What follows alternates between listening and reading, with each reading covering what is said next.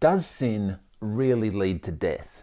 In this video, we're going to have a little look at Genesis chapter 2 and 3 and discuss whether sin leads to death, a real death or a spiritual death. I mean, what really are the consequences of sin? And did Adam and Eve really stuff it up with their original sin for all of humanity? You know, back in 2010, I was newly married. I was on my honeymoon with my wife. 10 years ago, I can laugh about this now, but it wasn't very funny at the time. And we were in Florence about 2 weeks into our honeymoon, and I had snuck out of our hotel room to an internet cafe, if you remember what those were, to try and organise a romantic dinner for the two of us. She had this beautiful dress that her bridesmaids had given her to wear, and I was going to surprise her, get her to dress up, take her out for dinner in Florence.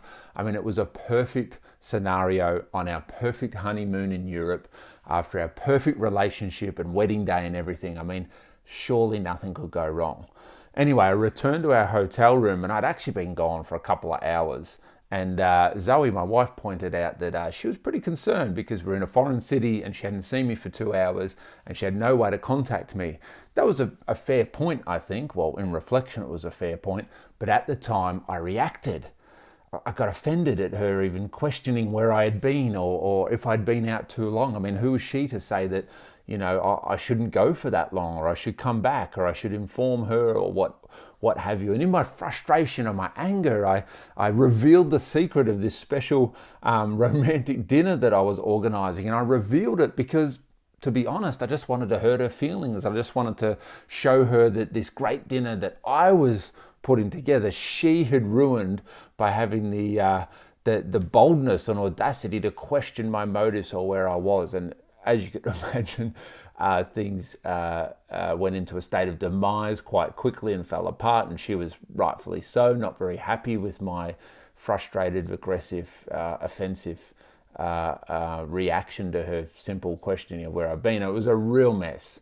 I absolutely messed up a really good thing, and this is what humans tend to do. We tend to stuff up things when we've got them going well. Things are going well, and we tend to bite the hand that feeds us. You know, hurt the people who love us the most, reject the people who are just trying to help us. It's a funny thing, like a parent that loves their children so much that they're overbearing in their parenting style and almost suffocate them, or like a lottery winner who goes out and wins millions of dollars and most lottery winners tend to spend all their money and get into worse debt than before they won the millions of dollars. I mean, we get a good thing, we have a breakthrough, something goes well for us, you know, we get a promotion at work, we find we're really good at our job and things are going really well, but then we become obsessed with our work and we become a workaholic, and something that started so great and was special and was a gift to us, we tend to ruin the gift. It's kind of just part of being human. We're fallible like this, and we tend to stuff up good things. Well, this is the story of Genesis chapter 2 and 3. Adam and Eve are in the garden, being created by God out of the dust of the earth. God has breathed life into Adam in Genesis 2 verse 7. He's become a living being, and then he's naming animals, and we've got 4 rivers flowing, and then it's not good that he's alone, so God gives him his beautiful wife Eve. I mean, things couldn't be better. They marry and come together, and it's a perfect scenario. God, man, woman, peace, harmony, life. Everything's teeming with life and animals, and you know, it's a pretty perfect scenario. But then we tip into Genesis 3, which is typically been understood as the chapter that deals with the fall, and is often titled that in our Bibles. And it's an interesting scenario as we've got the serpent, maybe he's hanging here in the tree of the knowledge of good and evil. I don't know. It appears that they're at the center of the garden, and we've got him having a conversation with Eve and Adam standing nearby. And the conversation goes something like this. It's about the command of God, which was in Genesis 2:17, that you shouldn't eat or don't eat from the tree of knowledge of good and evil, and if you do, you will certainly die, God has said. Now the serpent, you know, questions God's maybe motives, God's character in this restrictive command to Adam and Eve, and he begins to poke at Eve a little bit, and Eve kind of reiterates God's command and says, no. If we, she says, not only if we eat from it, if we even touch it, if we even go near it, if we even look at it, she's pretty certain that God said, no, we shouldn't eat from it. That was what he said. And the serpent, makes his move. He goes even harder, and he claims that she will certainly not die if she eats from the tree of knowledge of good and evil. He says, and I quote, "For God knows that when you eat from it, your eyes will be opened, and you'll be like God, knowing good and evil." And he really tempts Eve, or offers her this alternative to God. Suggests maybe God's character is poor and he's hiding something from her, but if they take from the tree, they won't die. They'll actually be better. They'll be better off. They'll be better off without God or without his commandments. Really, he offers her, or suggests to her, that if you take of the fruit, you take for yourself. You can take responsibility of your life. You can be self-sufficient. You can do things without God. And Eve ponders this and looks at the fruit and sees a few things in the fruit. She sees that it's good for food. It's going to be satisfying and physically satisfying and feel good. It's pleasing to the eye. It's attractive. And this is what gets us as humans, isn't it? Things that sparkle, things that are attractive, things that are sugar-coated. They look good on the outside. We tend to go with that rather than looking deeper into the ramifications of our conduct or our words or our actions. And she sees that it is desirable for gaining wisdom. There's knowledge and there's understanding there. Maybe she can know something she doesn't know. Maybe there is things that God is really keeping from her. And this thinking process and this attitude, this paradigm she's having, results in her actions. And she takes from the tree, and so does Adam, and they eat the fruit. They act on their impulse. They act in the moment on what they see, and they act in putting self before God and his commands. Now, immediately they regret this decision, and we can see that because as their eyes are open and their innocence is removed, they realize that they're naked, and they hide from God, and they hide their nakedness by sewing fig leaves together, and things fall apart pretty quickly. What was great in Genesis 2 begins to fall apart in Genesis 3 because of these actions. God finds them, he investigates the situation, and he punishes the serpent, Adam and Eve. There's consequences for their actions and for turning away from God. And I just want to look at the three realities in this story that we see. Three realities for Adam and Eve, but for all of us as human beings. First of all, the first reality is that Adam and Eve were all ordinary humans, not immortal demigods. And humans are not immortal demigods either. Genesis 2 and 3 doesn't really emphasize original sin or the fall, and they're not really central themes in Genesis 2 and 3. These are ideas that are later developed by Augustine and Milton and Martin Luther and people like this. The truth is really that we all commit an original sin. We are all to blame for error that we make in our own life. And as human beings, we tend to make errors. It's kind of part of being human. We're fallible, and we tend to stuff up things that are good. And we see this even in Genesis chapter 4 and the next generation. So Adam and Eve's son Cain that murders his brother. There's another sin story that quickly follows, emphasizing the point that we tend to sin, we tend to disobey, we tend to mess up good things. The next generation is just as fallible as the first generation. The second reality we see in these stories is that sin leads to spiritual death and not necessarily literal death. There's no reason to think that Adam and Eve would not have literally died. It's quite a strong theme in Genesis, the cycle of life, that people are born and that people eventually die.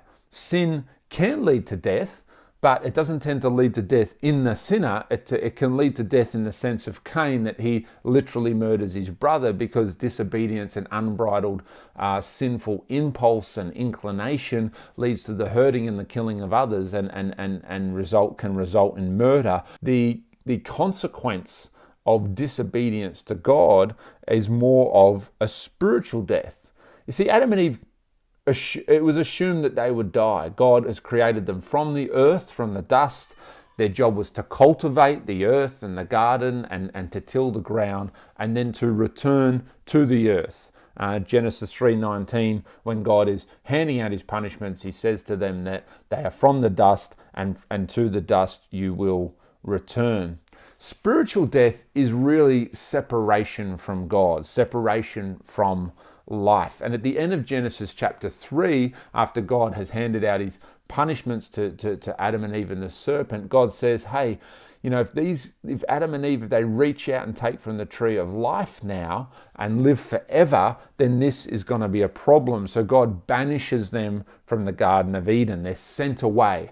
And this is spiritual death. It's separation from what's good, from God who is good, from the garden, God's good and perfect place. It's the exile where Adam and Eve are exiled, banished, and sent away from the garden. They're cut off from God, the source of life. They're cut off from the tree of life, from the potential of immortality. There's no option now. And this is what disobedience to God leads to. It leads to a spiritual death, a kind of death of the soul, an inner death while the body is still alive. The third reality, and this is really fascinating, in all of this destruction and ruining of a good thing by Adam and Eve, God, number 3, offers provision and protection despite their sinful tendency. And isn't this great news for us, that despite our human inclination to ruin things and screw things up, God offers us protection. And in Genesis 3:21, it's God himself who makes garments of skin for Adam and his wife and clothes them and covers them and protects them.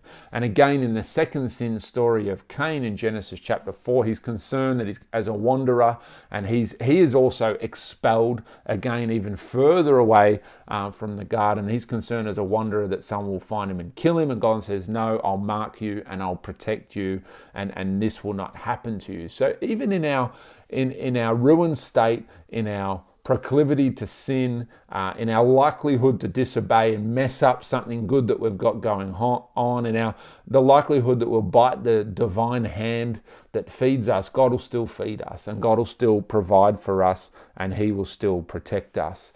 So the challenge for us that we see in Genesis 2 and 3 is this. It's embracing the reality of our fallen state, not just blaming it on Adam and Eve, but embracing the reality that we all tend to mess up and choose self-sufficiency rather than faith in God. Our fear should not be so much of sin, because this is probably, we're going to make mistakes, but it should be, or the guilt or the ill feeling that comes with sin, but our fear should really be separation from God. We don't want to be away from the life source of God, or alienated from him. We want to be in relationship with him. And thirdly, even when we do stuff up, trusting that God's grace covers us, that his provision and protection is there despite our ordinariness as human beings. But as I finish, just a little point to bring us into the New Testament. If we a careful reading of the Apostle Paul, especially Romans 5 and 6 and even 1 Corinthians 15, it encourages us that even though Adam and Eve may have been mortal people, ordinary people just like you and I, through Jesus Christ, not only spiritual death can be dealt with, but even literal death can be overcome. In 1 Corinthians 15:54, Paul says that when the perishable has been clothed with imperishable mortality, with immortality, then the saying that is written will become true. Death has been swallowed up in victory. Where, O death, is your victory? Where, O death, is your sting?